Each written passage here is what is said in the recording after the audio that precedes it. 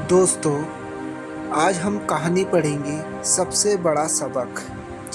एक बार एक पिता के मन में ख्याल आया कि वो अपने बेटे को आज दुनिया का सबसे बड़ा सबक सिखाए। इसके लिए उसने एक कौतुक रचा, यानी नाटक किया। अपने बेटे को थोड़ा ऊंचाई पर खड़ा करके कहा कि तुम वहां से जमीन पर छलांग मारो, मैं तुम्हें पकड़ लूंगा। लेकिन बच्चा कूदने से डर रहा था। उसने बोला, नहीं पिताजी, यदि मैं कूदूंगा तो मैं गिर सकता हूँ और मुझे चोट लग सकती है। तब पिता ने अपने बच्चे को विश्वास दिलाया कि बेटा, तू नहीं गिरेगा, मैं तुझे पकड़ लूँगा।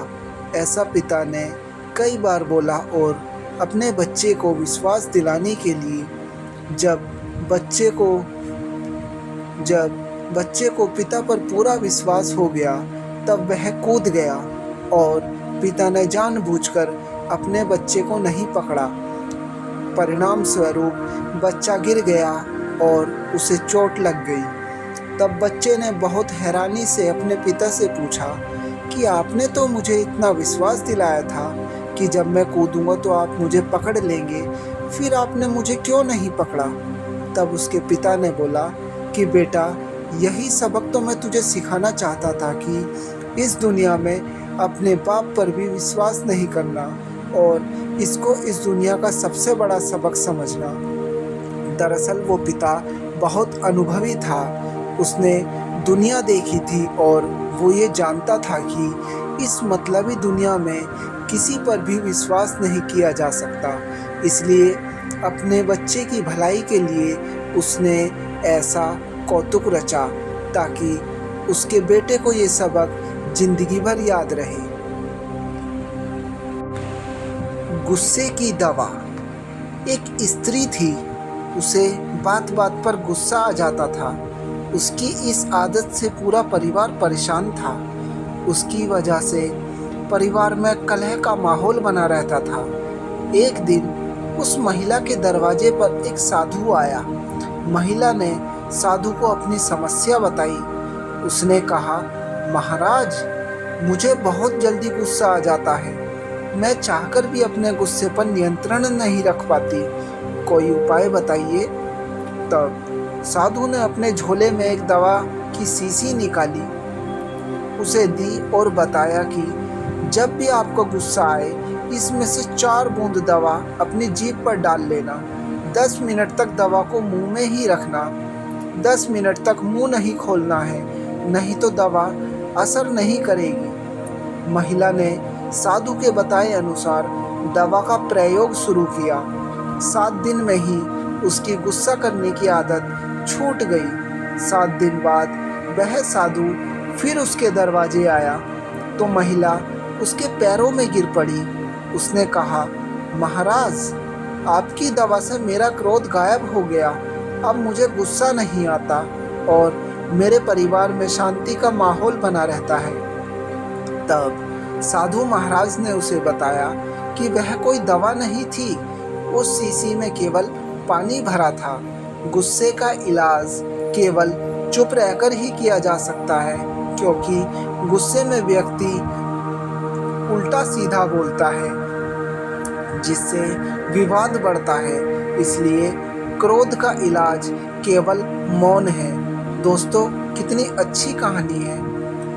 आई होप आपको ये कहानी अच्छी लगी होगी। दोस्तों, ऐसे बर्बाद करती है बद्दुआ। आइए पढ़ते हैं। एक 67 साल के व्यक्ति बात करते वक्त मुझसे बोले, बेटा, कल रात लेटे लेटे मैं सोच रहा था कि ज़िंदगी में मैंने क्या गलत काम किए हैं। मैंने कहा, लिस्ट तो काफ़ी बड़ी होगी। वो बोले, हाँ, काफ़ी बड़ी है। अपनी जवानी के दिनों में मैं शौक से शिकार किया करता था।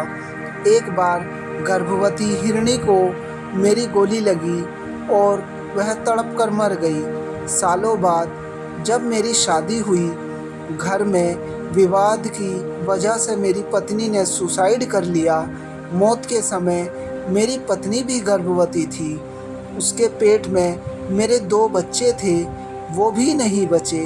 उस दिन मुझे समझ आया कि कैसे उस हिरनी की हाय और तड़प ने मुझे बर्बाद कर दिया। आज मैं अकेला हूँ। वो बोले, दुनिया में बेवजह किसी की हाय और हक का मत लेना, क्योंकि यहाँ एक एक चीज़ की कीमत चुकानी पड़ती है। सच्ची घटना। रात के 2:30 बजे थे। एक सेठ को नींद नहीं आ रही थी। कार निकाली, मंदिर में जाकर भगवान के पास बैठता है और प्रार्थना करता है। एक दूसरा आदमी भगवान की मूर्ति के सामने बैठा था, मगर उसका उदास चेहरा, आंखों में करुणा दर्श रही थी। सेठ ने पूछा, क्यों भाई, इतनी रात को मंदिर में क्या कर रहे हो? आदमी ने कहा, मेरी पत्नी अस्पताल में है। सुबह यदि उसका ऑपरेशन नहीं हुआ तो वह मर जाएगी और मेरे पास ऑपरेशन के लिए पैसा नहीं है। उसकी बात सुनकर सेठ ने जेब में जितने रुपये थे वह उस आदमी को दे दिए। अब गरीब आदमी के चेहरे पर चमक आ गई थी। सेठ ने अपना कार्ड दिया और कहा, इसमें फ़ोन नंबर और पता भी है, और ज़रूरत हो तो निसंकोच बताना। उस आदमी ने कार्ड वापस देकर कहा, मेरे पास उसका पता है, इस पते की ज़रूरत नहीं। आश्चर्य से सेठ ने कहा, किसका पता है भाई आपके पास? उस गरीब आदमी ने कहा, जिसने रात को 2:30 बजे आपको यहाँ भेजा, उसका भगवान मदद जरूर करता है, दिल से दुआ करो। एक बहू के लिए सास का विचार। एक घर में सास और बहू बहुत प्यार से रहते थे। एक बार एक मेहमान से सास बात कर रही थी, जिसे बहू ने सुन लिया। सास कह रही थी, बेटी शक्कर की तरह होती है और बहू नमक के समान। बस उस दिन से बहू उदास रहने लगी। सास ने बहू में हुए बदलाव को महसूस किया और कारण पूछा। बहू ने जब कारण बताया तो सास ने मुस्कुराकर बहू से कहा, बेटी, बहू, मेरी कही बात तुम ठीक से समझी नहीं। मेरे कहने का मतलब ये था कि बेटी शक्कर की तरह होती है, जो हर हाल में मीठी लगती है, जबकि बहू नमक के समान होती है, जिसका कर्ज नहीं चुकाया जा सकता और जिसके बिना हर चीज़ का स्वाद बेस्वाद हो जाता है। कितनी अच्छी सोच है माँ जी की।